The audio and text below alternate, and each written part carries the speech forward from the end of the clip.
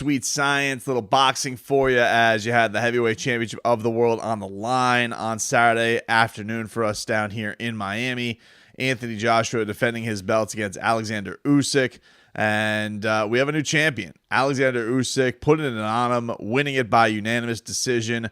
117-112 on one judge, 116-112 on the others, and 115-113 on what I would say is the diciest of the scorecards. But look, they got it right. That's the most important thing. Right guy won the fight, and it was a really, really great performance by Oleksandr Usyk, and a really good fight. I mean, it really didn't feel like it got that lopsided up until about, I would say, rounds 10, 11, 12. There was only one way that this thing was going. It looked, for the most part, it was a pretty seesaw fight. Oleksandr Usyk came into this thing, and I think a lot of people thought that it was incumbent upon AJ. This was the big theme of the lead up, and the way I thought it would probably go too is that AJ was going to impose his will a little bit more, not let a younger guy not the smaller guy get into his kitchen. That's the problem that he had when he took on an Andy Ruiz, an in shape Andy Ruiz, who threw a ton of punches, and when he got in there really bothered AJ.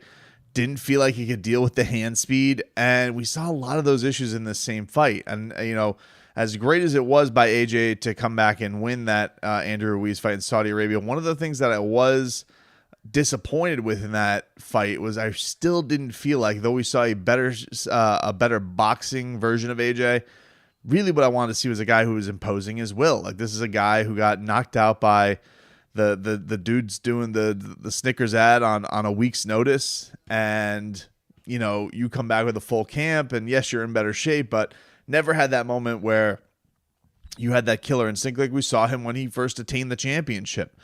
And so this fight against Oleksandr Usyk really brought it to him early on in this fight.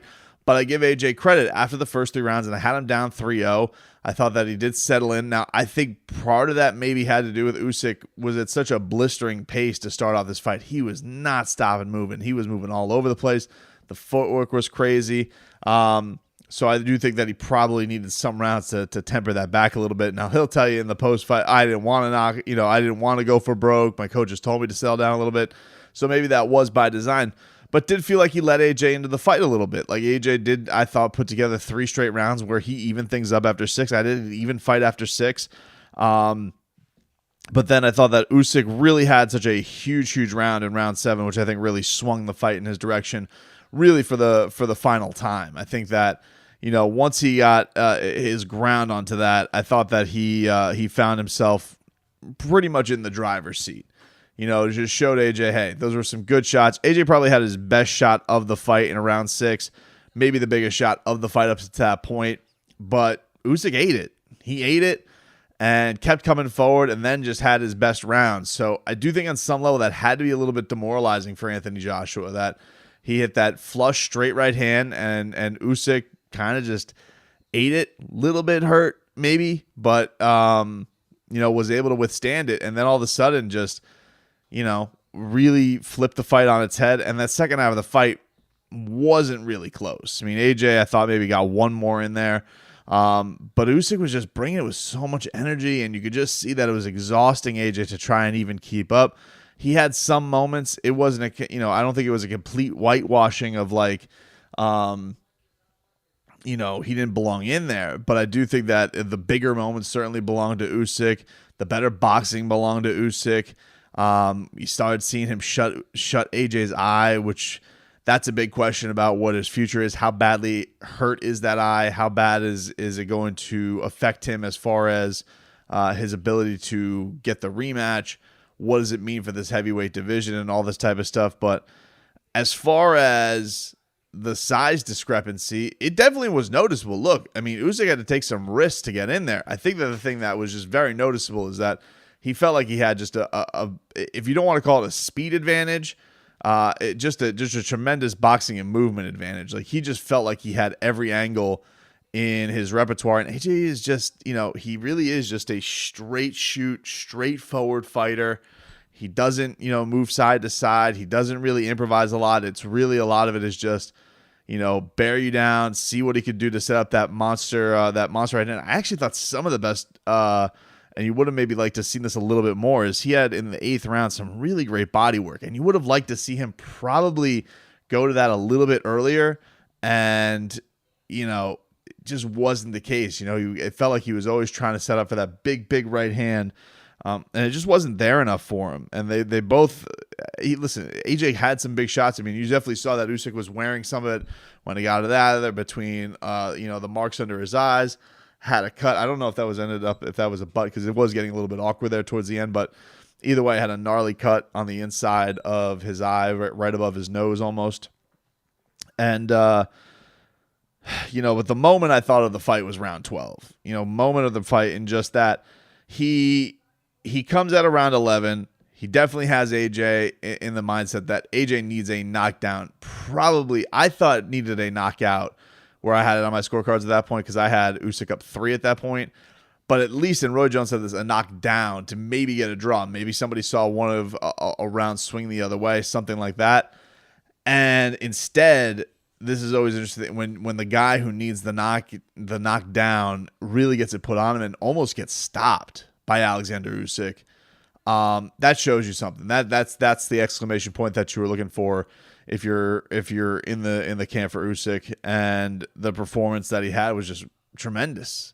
And, you know, so much is made of the boxing. The boxing was great. I mean, it was. I mean, he showed tremendous movement. His head movement was just, it was almost exhausting to watch at some points. The angles that he could come with, he was so much quicker than Anthony Joshua. It was marvelous to watch. But I just thought also just had the guts to go into the kitchen, to really be in AJ's face the entire time. Took some risks for sure, and took some of his best shots. That stuff did not faze him. He was able to go out there and make a really big point to Anthony Joshua. And for him, all of the questions of, is he big enough for this division? Is he a big enough puncher for this division? You know, is he going to rack up a lot of knockouts against these people? I don't know. I mean, look, if it was a 12-round fight that maybe would have had a little bit more, if he had a little bit more time, would that fight have been stopped? Maybe. I mean, AJ was up against those ropes. It was really, really dicey, and you saw what he was when he got to that corner. I mean, he hit the suit. Roy Jones was incensed by this, that he went to the corner and plopped down on that stool, you know, in thinking that the judges may swing it. Look, the damage was done at that point. I think Anthony Joshua probably knew I wasn't the winner of that fight. And for Usyk, he took some big shots from him. You know, you think about the other guys in this division, you know, a guy who was there on the call today, Dillian White, at one point. You know, Dillian hits very hard, you know, but it feels like he would get exhausted facing a guy like Oleksandr Usyk. And then you think of a Deontay Wilder. Look, Deontay Wilder has a chance against anybody because he hits next level hard compared to these other guys. The interesting one is going to be if he gets in there with Tyson Fury, because now you have probably the 2 best skilled boxers and guys with the full repertoire, but you just have such a size discrepancy. We're talking about, you know, something like 6 inches. I wonder offhand, what is the reach for both of these guys? Tyson Fury reach, 85 inches, and Usyk is 78 inches. So it's pretty significant. We're talking a 7-inch reach advantage for Tyson Fury. And Anthony, is it just for bleeps and giggles? What did he face tonight? Anthony Joshua reach is 82 inches. So he's definitely going to have to go through bigger telephone poles as far as that's concerned if he goes in there with a Tyson Fury. But look, man, Tyson Fury, this is the thing with the heavyweight division. This is the thing with heavyweight boxing, is now we're in a position right now where Deontay Wilder, Tyson Fury, everybody thinks that he's going to absolutely smoke Deontay Wilder. I think that he's going to smoke Deontay Wilder, but Deontay Wilder has the great equalizer. He definitely does have, he has 2 Hail Marys in his gloves, and he can go out there and he can win this fight. He can win the fight. I mean, we have seen, even in a fight against Tyson Fury, where it seems like the boxing is greatly weighted on his side, Deontay still got to him and still put him on the canvas. So I do think it is possible. You can't rule that out yet. And The thing that is a big difference between Deontay and Anthony Joshua, you could, praise Anthony Joshua's boxing prowess and all that type of stuff, but Deontay's a killer. Like, he will go out there and he will headhunt and he will go for broke and he will try and get the home run ball. Like, that is his career to a T, no matter what. He knows how to find where that fastball is and how to turn on it. He's obviously got his hands full with a guy who really humiliated him the last time that he was in there with him. That really set him into almost a sports mental breakdown of like just coming up with every excuse in the book as to why he didn't win that fight. But that doesn't mean he can't win. It doesn't mean he can't. All that being said, I don't think that he goes into this fight losing to Tyson Fury because he's shook. I think he probably loses to Tyson Fury because Tyson Fury just seems to have his number in the majority of the rounds that they've spent together. But this is a big reason why that judge's ruling of having this fight, it was a big one. And look, props to Anthony Joshua. Anthony Joshua has taken some tough fights. He has the opponent resume is definitely better than anybody else's in this division between Tyson's, between Deontay Wilder. Like, he has the best quality opponent schedule. So the fact that he has blemishes on his record, look, it's okay. Like, Anthony Joshua taking on tough challenges should be applauded. It's not something that should be mocked. I do think that he is a flawed fighter. All of these guys are. They all are. Tyson maybe has the fewest flaws because he's the biggest and still maybe has the best boxing skill set. But a little bit chinny. He's been put down by smaller guys before. He talked about this week in some interviews about like the idea that smaller guys give him trouble. Maybe Oleksandr Usyk gets between that huge reach and puts it on his chin and he puts him on the canvas. Who knows? I don't think it's that crazy. Tony Bellew afterwards was saying that he thinks Usyk is the best boxer in the division. That there is no better boxer.